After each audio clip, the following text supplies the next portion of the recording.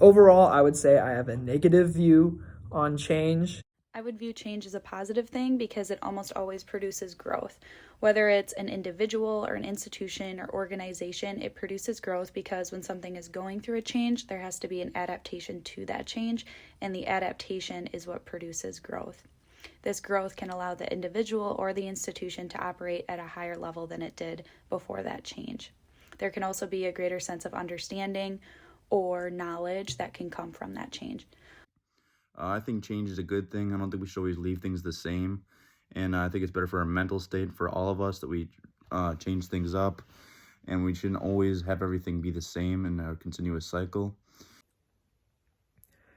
So I work in tech, and change is typically a good thing. Typically it's, a new technological innovation. But me personally, I have kind of a mixed opinion when it comes to hearing the word change. In terms of, technology, I love it. But in terms of change in, say, a routine, I do a very poor job in handling changes in a routine. And something that changed for me is my body.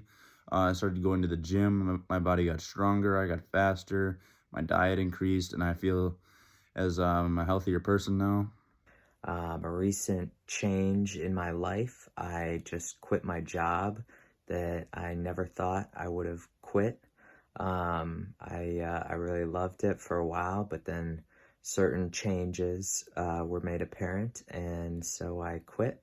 And now I've got a massive change in my life coming up to where I'll see if I can make it on my own. And yeah.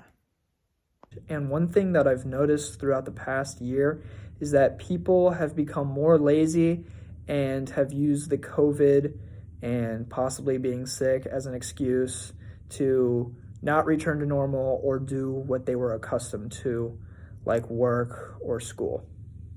One thing that has changed in my life over the past year was not shying away from change, but rather welcoming it.